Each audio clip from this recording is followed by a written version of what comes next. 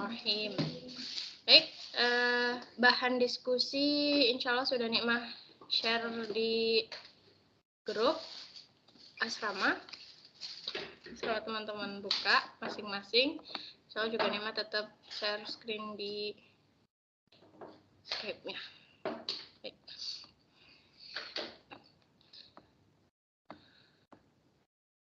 Nadia mohon bantuannya, apakah terlihat atau belum share screen-nya? Baik.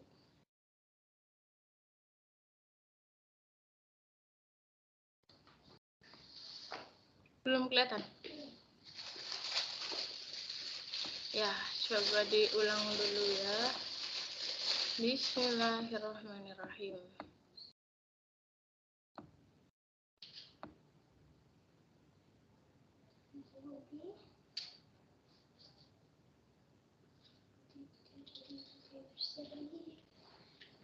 Apa yang harus dilakukan?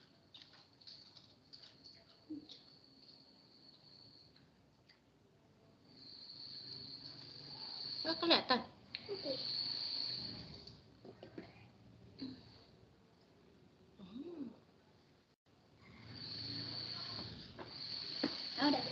Oh, udah.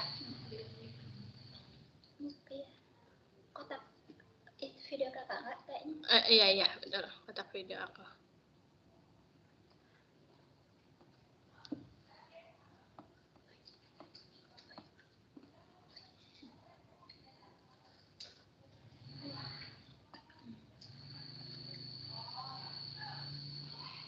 Udah.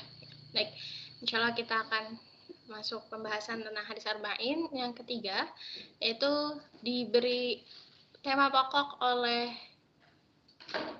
para penerjemah di buku-buku yang ada di depan teman-teman semuanya, yaitu rukun Islam dan tiang-tiangnya yang agung.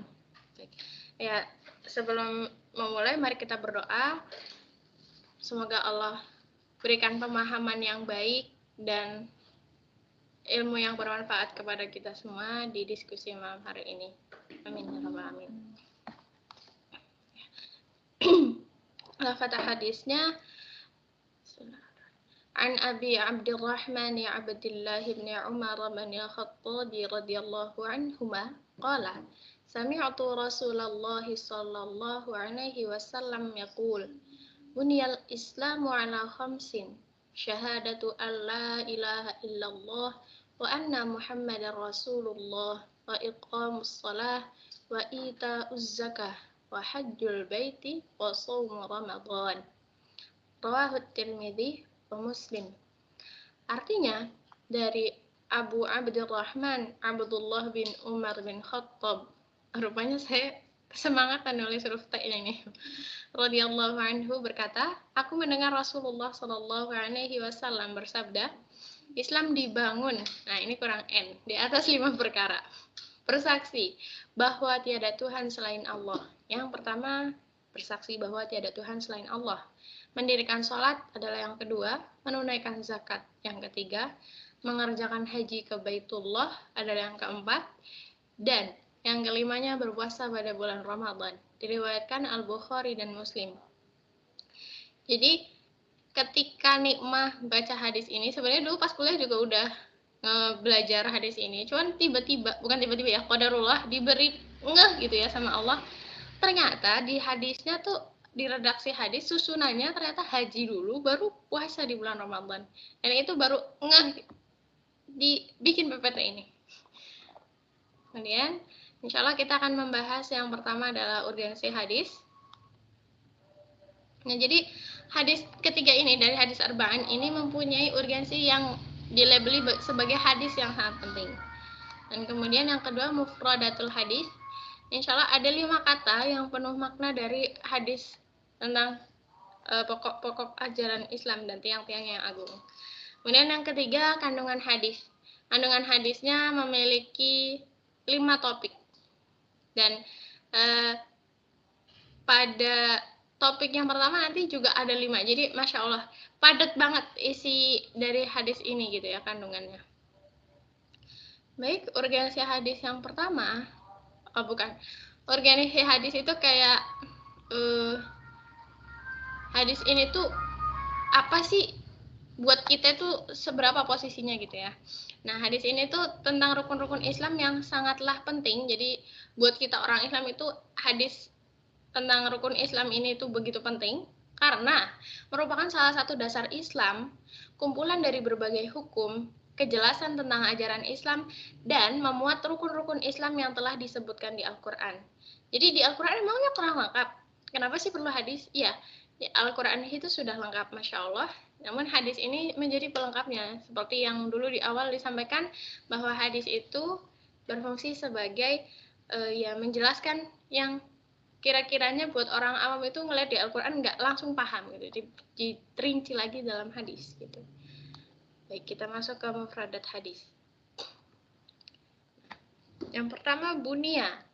Bunia ini memiliki arti dibangun, yaitu adalah bentuk mabni majhul dari kata bana. Ini berkaitan mabni majhul, bagaimananya perubahannya, insya Allah nanti kayaknya di tahapan berikutnya di kelas bahasa Arab akan dibahas gitu. Kehala khamsin. Ini ada harus juga ada gitu ya. Di atas 5 dasar rukun. Jadi ala khamsin atas 5 dasar. Kemudian syahadah, pengakuan dan pembenaran. Makanya kalau syahadah, misalnya ada orang-orang punya syahadah apa kamu gitu ya, itu diakui gitu ya. Syahadah di sini pengakuan dari seorang hamba akan Robnya gitu. Jadi nggak cuman syahadah emblem-emblem, syahadah abis bisa menyetorkan misalnya matan kayak gitu. Tidak cukup itu, tapi ini lebih besar gitu ya, syahadah bahwa pengakuan seorang hamba akan Tuhannya, Rabbnya gitu. Terus Allah ilaha illallah, bahwa tidak ada Tuhan selain Allah. Dan an-nya itu juga kalau teman-teman nanti insya Allah dibahas lebih lanjut di bahasa Arab gitu ya, sebagai an yang apa gitu-gitu. Insya Allah nanti kita sama-sama belajar di bahasa Arab. Ini mah nggak belajar, maksudnya nggak berani nyebutin kan, nanti insya Allah kita bareng-bareng belajar di kelasnya kan Nuril bahasa Arab. Iqamis sholati, senantiasa menunaikan sholat. Oh ya, jadi di keseharian gitu, kalau Nikmah lagi membersamai keponakan Nikmah yang sedang, terutama Sofia gitu ya, yang paling kecil dari bawah nomor 2, dia itu sedang bukan gemar sih, mau melatih dirinya untuk sholat. Ya meskipun dia labelnya perempuan, tapi dia belum mau pakai mukena gitu. Tapi dia kalau setiap kali waktu sholat antusias gitu untuk, "Ma, aku mau sholat," gitu ya. "Nanti aku mau ikut sholat," gitu. Itu pembiasaan yang menurut Nimah memang kalau nggak dibiasain dari kecil itu berat gitu ya. Karena sebagai kita orang Islam itu senantiasa menunaikan sholat itu tidak bisa tiba-tiba tanpa latihan dari kecil gitu ya. Makanya kan tarbiyahnya anak-anak itu kalau misalnya pas kecil ya udah, kalau nggak mau juga nggak apa-apa, tapi dikasih tahu gitu bahwa sholat itu adalah kewajiban orang Islam. Ya nanti kalau misalnya udah 7 tahun atau berapa tahun itu ada yang harus ibaratnya diberi pengajarannya tuh lebih keras gitu ya. Ayo sholat gitu. Tapi kalau udah besar itu sudah menjadi penanggungan dia sendiri dosanya, dan ya kalau dari kecil tidak dibiasakan rasanya itu akan berat gitu ya. Jadi sholat juga adalah amal ibadah yang kelak di yaumul qiyamah akan dihisab pertama kali gitu ya. Makanya di sini di mufradat hadis yang dipilih adalah iqamis shalah, maaf. Kita masuk ke yang ketiga, kandungan hadis. Yang pertama, bangunan Islam. Nah, bangunan Islam ini yang pertama banget gitu ya adalah 2 kalimat syahadat. Mohon maaf, boleh dibantu Najmah untuk dibacakan tentang poin pertama dari bangunan Islam, 2 kalimat syahadat.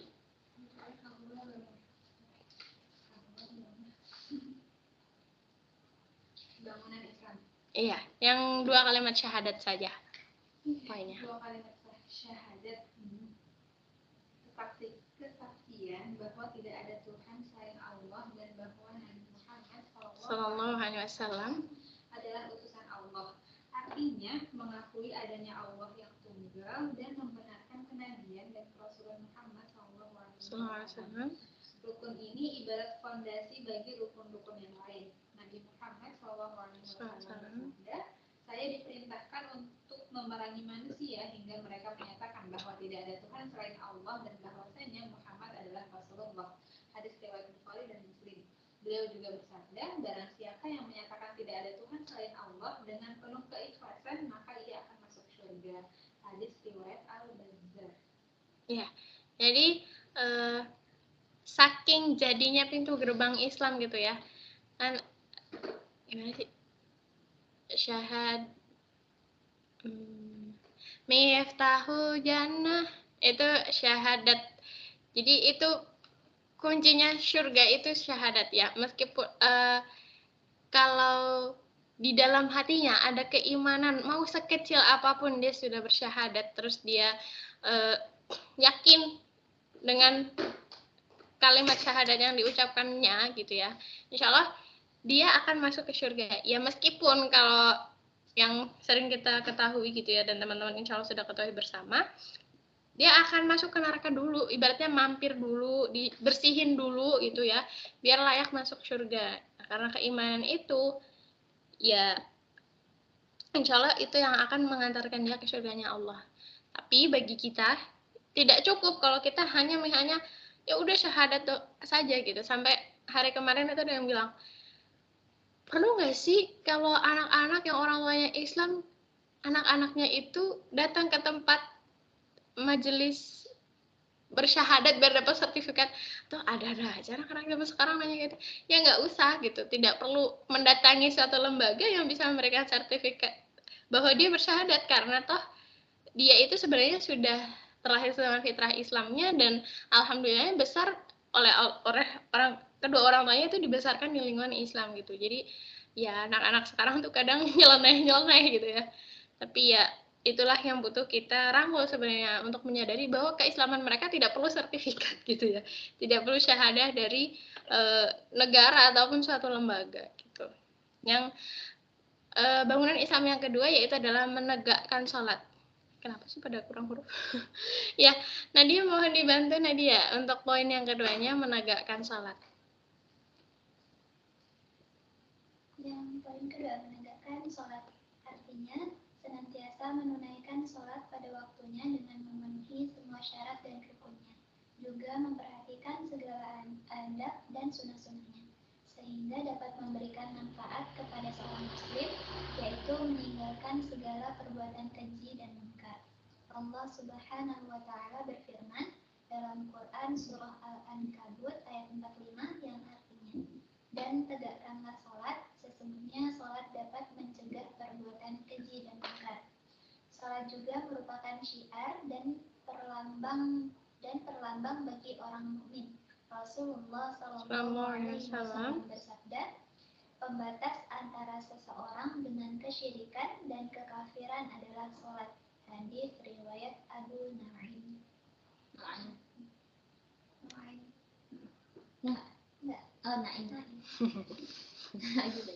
Terima kasih Nadia. Ya, jadi memang sholat itu sebagai apa tadi? Perbuat menjaga. Naik halaman berikutnya, pindah. Nah, ya. Mencegah dari perbuatan nahi dan mungkar gitu ya. Maaf. Ya, jadi kalau ada orang yang bilang, tuh si Ono sholat aja masih aja mau misalnya bejat kelakuannya gitu ya. Ya, ketika sholat setidaknya dia itu menyesali dosa-dosa yang tadi sudah dilakukannya.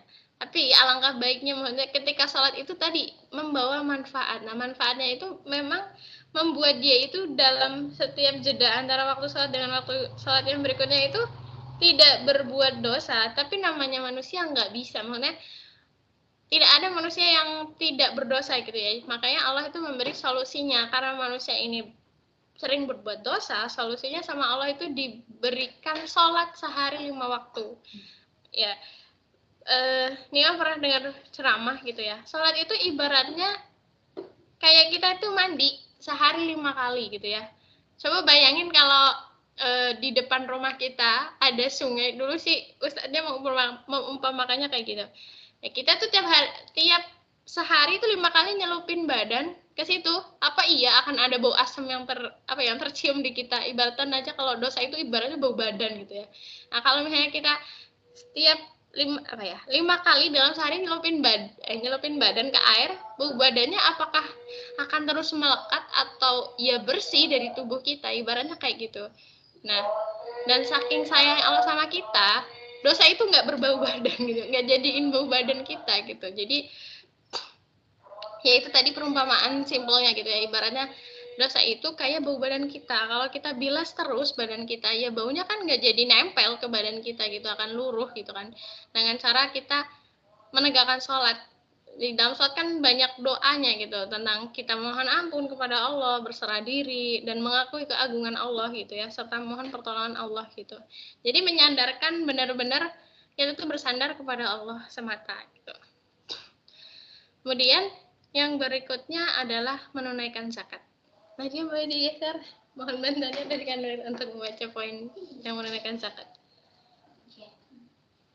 Menunaikan zakat yaitu memberikan bagian tertentu dari harta yang dimiliki kepada mustahik, orang yang berhak menerima zakat.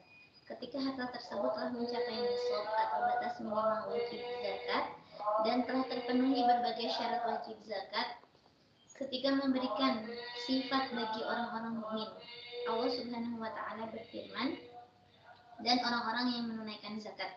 Al-Mu'minun ayat 4. Dan orang-orang yang hartanya terdapat hak yang jelas bagi orang miskin yang meminta-minta dan tidak mau meminta-minta. Quran surat Al-Ma'arij ayat 24 dan 25. Zakat merupakan ibadah yang berhubungan dengan harta benda. Melalui zakat akan tercipta keseimbangan sosial, terhapusnya kemiskinan, terjalin kasih sayang, dan saling menghargai sesama muslim. Ya, terima kasih kakak.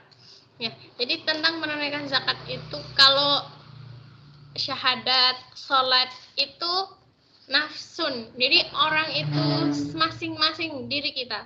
Nah, kalau zakat ini sudah mulai diajari oleh Allah untuk kita berhubungan dengan sesama kita. Karena manusia itu adalah makhluk sosial, makanya Allah tuh pengen kita tuh, ayo yang kaya jangan dimakan sendiri kekayaannya, bagikan biar semuanya tuh ibaratnya biar strata sosial kalian tuh tidak terlalu jomplang. Yang kaya makin kaya, yang miskin makin tercekik gitu ya, makin miskin. Nah, fenomena itu kalau nih melihat di kampung, perputaran zakat itu belum sehat. Sampai Nima itu sering banget ngomong ke bapak gitu kalau pulang. Kenapa sih Pak, di kampung itu nggak ada apa namanya lembaga pengelola zakat gitu. Karena zakat-zakat di Nikmah masih diberikan kepada personal ada. Jadi memang itu Pak Kiai gitu, didatengin banyak orang gitu, dan Pak Kiai itu tidak dibantu, maksudnya sepengetahuan Nikmah gitu ya. Nggak ada maksudnya yang membantu beliau untuk mendistribusikan zakat itu kemana. Dan kebanyakan di kampung Nikmah itu zakat dilakukan di malam Ramadan terakhir. Jadi besok pagi Idul Fitri, malamnya baru pada zakat. Dan Nikmah mikir aja, kan itu harusnya beras. Gimana karena di Nikmah masih kebanyakan pakai beras gitu. Beras itu kan harusnya dinikmati orang yang membutuhkan. Nah, kalau malam-malam belum didistribusikan, sedangkan kebanyakan orang kampung itu kalau mau lebaran itu hektik dengan urusan dapur sendiri. Masak ketupat lah, bikin opor, belum bikin kue, macam-macam itu ya. Cuman karena itu kan harusnya beras biar jadi pahalanya yang ngeluarin zakat, ibaratnya membersihkan hartanya dia, tapi kok tidak didistribusikan sebagaimana mestinya. Itu karena kayak, ayo kenapa sih kok nggak ada yang maksudnya kayak menggagas gitu. Terus yang sering banget Bapak Nimah celetuk gitu ya sampaikan, coba pikirin kalau orang-orangnya belum teredukasi, mau kamu ngomong apa, ya nggak bakal diturutin. Maksudnya kalau belum sampai ke mereka maklumat atau begini loh pengelolaan zakat yang sehat harusnya begini, dan orang yang ngomong itu didengerin gitu. Ya kalau kamu yang ngomong ngapain, bocah kemarin sore gitu ya. Jadi memang pengelolaan zakat ini, ya kalau kita lihat di tempat-tempat kita kan sudah banyak lembaganya yang membantu kita gitu ya untuk mengeluarkan zakat secara sehat, maksudnya kepada pihak-pihak yang berwajib. Cuman ya ternyata di tempat-tempat yang masih terbelakang, terpinggir gitu ya, itu ternyata memang belum bisa secara ideal disalurkannya gitu. Sebenarnya nggak terpinggir juga sih, sama ini kan ada lembaga zakat kan. Tapi ingat nggak yang kata yang orang desek-desekan itu buat ngambil ini, sampai akhirnya yang sampai intinya sampai ada yang meninggal segala kan, berapa orang tuh yang meninggal, nggak yang akhirnya dia di berita itu viral kan lumayan. Akhirnya orang tuh kayak mau pengen sendiri gitu, dia itu ngebagiin uang kan, ngebagiin uang gitu berapa, terus akhirnya ayo siapa aja yang mau datang ke rumah gitu, akhirnya kan nggak tertib gitu ya. Nggak tertib, akhirnya ngebudak gitu, terus akhirnya malah jadi kayak anak-anak kegencet dan sebagainya, bisa malah banyak korban jiwa gitu di situ. Iya, maksudnya kan seharusnya mempercayakan kepada lembaga yang ibaratnya sudah memenuhi syaratnya gitu. Kalau di Nima itu beneran kan numpuk doang, maksudnya nggak tersalurkan gitu, teronggok, ibaratnya kan itu sebenarnya mensucikan hartanya penzakat gitu. Itu pada ya gimana ya itu masih jadi PR resource yang orang terima gitu ya, berkaitan dengan zakat gitu. Kemudian yang berikutnya adalah haji. Ada mohon bantuannya Kak. Haji adalah pergi ke Baitul di Mekah Al-Mukarramah pada bulan-bulan haji, yaitu Syawal, Dzulqa'dah, dan 10 hari pertama di bulan Dzulhijjah. Haji dilakukan dengan menjalankan semua manasik. Nanti di situ juga ada pakai aja biar nggak usah geser bukunya. Yang telah diajarkan Rasulullah SAW. Haji merupakan ibadah yang berhubungan dengan harta dan jiwa yang membawa berbagai dampak positif bagi individu dan masyarakat. Bahkan merupakan muktamar Islam internasional, di mana umat Islam dari seluruh penjuru dunia berkesempatan untuk bertemu dan saling mengenal. Allah Ta'ala berfirman, yang artinya, dan berserulah kepada manusia untuk mengerjakan haji. Niscaya mereka akan datang kepadamu dengan berjalan kaki, dengan mengendarai unta yang kurus, yang datang dari segenap penjuru dunia yang jauh, supaya mereka menyaksikan berbagai manfaat bagi mereka, dan supaya mereka menyebut nama Allah pada hari yang telah ditentukan, atas rezeki yang Allah telah berikan kepada mereka berupa binatang ternak, maka makanlah sebagian daripadanya, dan dalam kurung sebagian lagi berikanlah untuk dimakan orang-orang yang sengsara dan fakir. Surat Al-Hajj ayat 27-28. Karenanya pahala haji sangat besar. Rasulullah SAW bersabda, tidak ada pahala bagi haji yang mabrur kecuali surga. Ibadah haji diwajibkan pada tahun ke-6 Hijriah melalui firman Allah yang artinya mengerjakan haji adalah kewajiban manusia terhadap Allah, yaitu dalam kurung bagi yang sanggup melakukan perjalanan ke Baitullah. Surat Ali Imran ayat 97. Terima kasih Kakak. Ya, tadi berkaitan manusia dengan sesamanya. Nah, kalau haji ini udah si manusianya gitu, si pelakunya sama orang lain juga, sama Robnya. Jadi udah vertikal horizontal, hubungannya udah makin kompleks gitu ya. Jadi Allah tuh ngajarinnya sangat berstep banget. Dari yang pertama masih ibadah nafsiyah, lama-lama bukan lama, yang kemudiannya diajarin untuk hubungan bersama sesama manusianya. Kemudian di sini udah hubungan sama Allah yang ke atas, kemudian yang horizontalnya sesama manusia. Jadi ketika berkumpulnya para manusia dari seluruh penjuru dunia di Baitullah, itu Allah pengen ngajarin ke kita, mana para tamu Allah itu, untuk kalian itu di dunia macam-macam nih rupanya, dan jangan pernah kalian itu misalnya merasa aku yang paling unggul, aku yang paling merasa yang paling, karena di sana itu semuanya sama, pakai pakaian ihram yang cuma selembar kain gitu doang gitu, maksudnya mau digaya-gaya apa nggak bisa gitu, semuanya ditanggalkan, mau jabatannya, mau itu kayak pakaiannya, maksudnya yang biasanya pakai merek apa gitu ya, pakaian ihram semuanya sama, putih dan gitu doang gitu ya.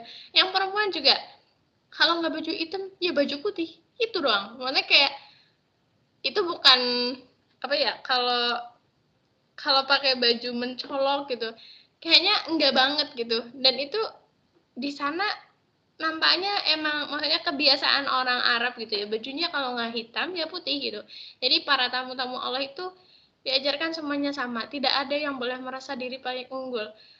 Yang fisiknya besar juga kalau sempit-sempitan ya pasti ngap gitu ya, mau yang kecil apalagi gitu. Jadi semuanya sama, tidak boleh merasa dirinya paling, karena yang boleh merasa paling dari segala-galanya yaitu paling adalah hanya Allah yang punya itu. Jadi ya tidak pantas kalau hambanya itu mengaku aku paling ini, aku paling itu, paling cantik, paling enggak.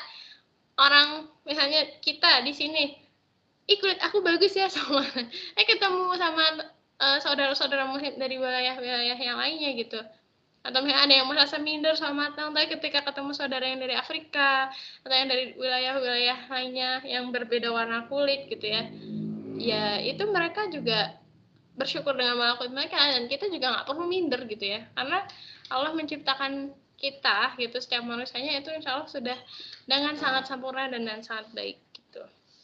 Nah, berkaitan dengan puasa Ramadan, ini perintah diturunkan oleh Allah melalui Quran surah Al-Baqarah ayat 185. Kemudian puasa ini tadi kan ibadahnya kayak kalau haji waktunya tertentu, terus juga tidak sampai sebulan penuh. Kemudian untuk menunaikan zakat juga waktunya, kemudian harus bagaimana memenuhi syarat nisab dulu gitu ya. Nah, kalau puasa Ramadan ini sebulan penuh, jadi ibaratnya tadi udah dilatih kecil-kecil, haji sudah durasinya lumayan lama, yang paling lama gitu itulah puasa Ramadan. Jadi menahan diri untuk tidak makan dari terbit fajar hingga terbenamnya matahari atau waktu maghrib gitu ya. Itu jika tidak didasari atas rasa keimanan, yakin kepada Allah bahwa sebenarnya yang butuh puasa kita gitu, bukan Allah.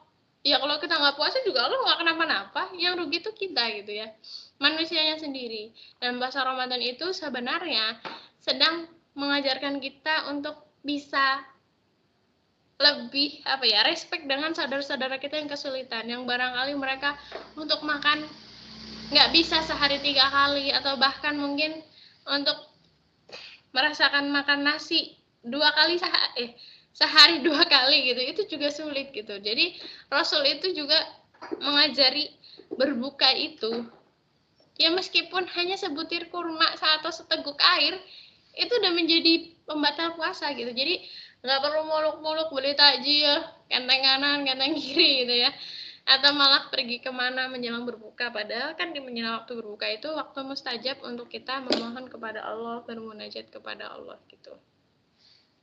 Ya, baik, untuk kandungan hadis yang kedua adalah antara rukun Islam satu dengan yang lainnya itu saling terkait. Nah, mohon bantunya lagi komandannya, silakan. Perpaduan berarti. Iya, di situ terpadu. Keterpaduan rukun-rukun Islam satu sama lainnya. Barang siapa yang menunaikan seluruh rukun Islam, maka ia akan memiliki keimanan yang sempurna. Dan barang siapa yang meninggalkan semuanya, maka ia benar-benar kafir. Barang siapa yang mengingkari salah satunya, maka berdasarkan ijma, dia dipandang sebagai non-muslim. Barang siapa yang meyakini wajibnya semua rukun di atas, namun melalaikan salah satunya selain syahadat, maka ia fasik. Dan barang siapa yang mengamalkan dan mengakui dengan ucapan hanya sebagai basa-basi, maka ia adalah orang munafik. Ya, jadi tadi Nikmat sempat bilang syahadat itu pintu gerbangnya Islam atau miftahul jannah. Tapi tadi setelah kita dengarkan penjelasan bahwa antara satu rukun Islam satu dengan yang lainnya terkait gitu ya. Kalau dia cuman baca syahadat doang, ibaratnya di mulut doang gitu ya, dia dibilang sebagai orang yang munafik gitu ya. Terus yang berikutnya, kalau dia di dalam hatinya meyakini tapi tidak melakukan secara utuh gitu, mengingkari salah satunya karena lalai, itu dibilang orang fasik. Dan yang kita harapkan kita tuh menjadi yang benar Islam yang menyeluruh gitu, kafah. Kita yakin, kita melaksanakan dengan keyakinan yang seutuhnya gitu. Jadi tidak ada paksaan, supaya keimanan itu benar-benar nyata pada ada diri kita, bukan hanya kayak label di KTP doang Islam gitu ya, tapi tidak cukup dengan itu. Satu sama lainnya itu saling melengkapi. Jadi nggak boleh, aku nggak haji, aku nggak mampu. Padahal kan Allah yang insya Allah akan memampukan kita untuk mengunjungi ke Baitullah gitu. Tapi tentunya juga sebagai manusia harus ada usahanya. Berikutnya poin ketiga yaitu adalah tujuan ibadah. Mohon bantuan lagi Nadia. Tujuan ibadah. Tujuan ibadah dalam Islam bukan hanya sekadar gerak dan bentuknya, tetapi tujuan ibadah adalah untuk mewujudkan tujuan dan maknanya serta mengamalkannya. Maka tidak manfaat sholat yang tidak mampu mencegah dari perbuatan keji dan mungkar, sebagaimana tidak bermanfaat puasa yang pelakunya tidak meninggalkan perkataan dan perbuatan dusta. Juga tidak diterima haji dan zakat yang dikerjakan dengan riya dan ingin dipuji. Ungkapan ini tidak dimaksudkan agar meninggalkan semua ibadah jika ibadah tersebut tidak membuahkan hikmah, tetapi yang dimaksud adalah sebagai perintah untuk berbuat ikhlas dan mewujudkan semua tujuan ibadah. Terima kasih Nadia. Jadi closingnya tadi tentang ikhlas. Biar kita itu dalam udah jumpalitan sholat, udah capek-capek ibaratnya kayak mencoba mengeluarkan zakat, puasa, nahan perih lapar, haus gitu ya. Biar nggak kayak cuma menggugurkan kewajiban, tapi nggak, Allah tuh pengen kita mencapai pada puncaknya ibadah hati, yaitu ada keikhlasan dalam menjalankan semua ibadah itu. Gitu. Kemudian yang keempat adalah cabang iman. Baik kalian mau bantunya sekali lagi. Cabang iman. Perkara-perkara yang disebutkan dalam hadis di atas bukanlah keseluruhan masalah yang ada dalam Islam. Penyebutan dalam hadis ini hanya terbatas pada perkara-perkara di atas, mengingat urgensi perkara-perkara tersebut, karena masih banyak perkara-perkara lain dalam Islam yang tidak disebutkan. Rasulullah Shallallahu Alaihi Wasallam bersabda, iman mempunyai cabang hingga 70 lebih. Muttafaqun alaih. Ya, baik, terima kasih kakak. Jadi iman itu banyak banget cabangnya, dan yang paling kecil yang termudah adalah menyingkirkan duri di jalan. Dan tadi Nikmah baru ngeh banget sama yang diboncengin sama kakak ipar, dan masya Allah beliau itu tiba-tiba mundur lagi, udah di jalan gang kecil gitu kan, udah nggak ada orang banyak gitu, tiba-tiba mundur lagi, kata tahu kenapa? Itu tadi ada batu yang kemarin pas beliau mau lewat situ tuh hampir jatuh, dan itu nggak ada yang nyingkirin sampai beliau lewat lagi. Itu beliau nyingkirin sendiri. Kataku, ya meskipun bentuknya bukan duri, tapi kan bisa membuat orang lain celaka gitu kan. Keren banget ini. Malah tanpa sadar ternyata kadang orang lain itu ya entah udah tahu atau merasa males gitu ya, tapi ternyata itu sebuah bentuk dari cabang iman yang lainnya gitu. Dan itu banyak banget, gak cuma 5 yang tadi sudah kita pelajari bersama gitu ya. Jadi ya kita tidak boleh puas hanya dengan melaksanakan 5 yang wajib tadi, tapi kita harus senantiasa bisa bersemangat dengan iman-iman yang lainnya yang bisa terus kita buru amal salihnya. Yang kelimanya adalah Islam adalah akidah dan amal. Punten Nur, sekali lagi mohon dibantu.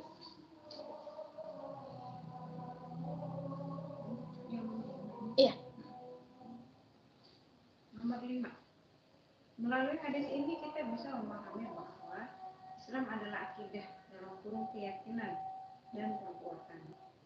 Karenanya, amal perbuatan akan sia-sia tanpa adanya iman. Dan iman tak bermakna tanpa adanya amal perbuatan. Ya, baik. Kayak uang koin, angka dan gambar garudanya gitu ya biasanya gitu. Jadi tidak bisa dipisahkan. Kalau dibelah tengah jadi tipis uang koin, itu juga nggak laku dijual. Kayak keimanan kita gitu.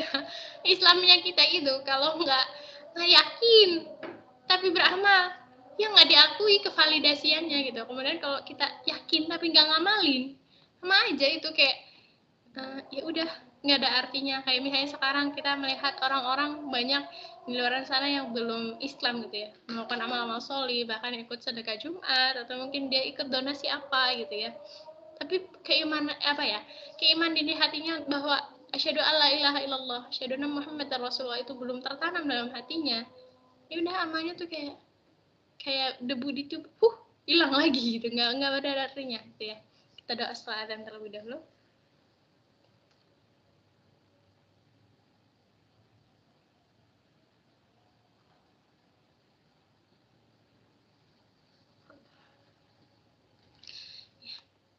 Jadi hadis ini menjelaskan tentang kewajiban kita untuk melaksanakan ibadah yang 5, yaitu tadi yang pertama adalah syahadat, mendirikan sholat, zakat, haji, dan puasa.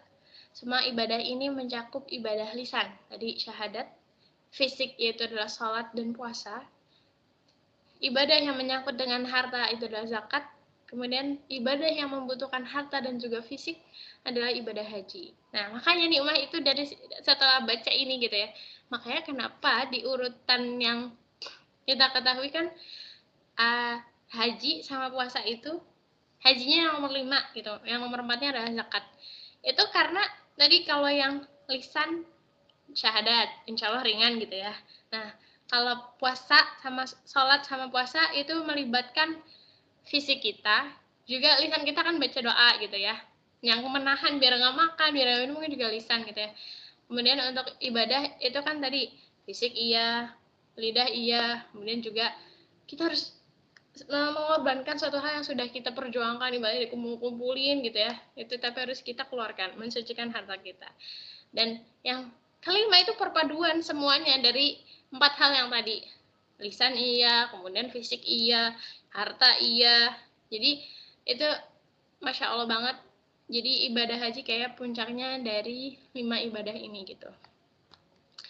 Kemudian sebagai closing, insya Allah cukup sampai di sini penjelasan atau syarah hadis arba'in yang ketiga dari Nikmah. Semoga kita bisa ambil faidah dan bisa dengan sungguh-sungguh menjalankan semua pokok ibadah dalam rukun Islam ini. Wallahu a'lam. Ini ada sedikit ringkasannya, tapi kayaknya nggak penting banget gitu ya, karena lagu Nusarara yang rukun iman, rukun Islam, maaf. Hai kawan-kawan, mari kita perhatikan 5 rukun Islam yang harus kita amalkan. Gitu. 1 syahadat. Kalau di handphone nggak tahu bisa diputar atau nggak, kayaknya nggak. 3 puasa, 4 bayar zakat, 5 naik haji jika sudah mampu. Itu rukun Islam yang harus kita amalkan. Ya, kata Rara sama Nusa, yang harus kita amalkan. Jadi harus, semoga juga Allah mampukan kita, Allah pantaskan diri kita untuk kelak bisa sama-sama atau ya dengan masing-masing jalannya gitu ya, untuk bisa menghadap atau mendatangi sowan gitu kalau kata bahasa halusnya di Jawa, ke Baitullah. Amin ya rabbal alamin. Ya, jazakumullahu khairan katsira. Mohon maaf atas segala kekurangan dan kesalahan. Akhirul kalam, bila taufiq wal hidayah. Wassalamualaikum warahmatullahi wabarakatuh. Waalaikumsalam. Terima kasih, barakallahu fikum. Terima kasih ya Allah. Jazakumullahu khairan. Memang ini belum packing tapi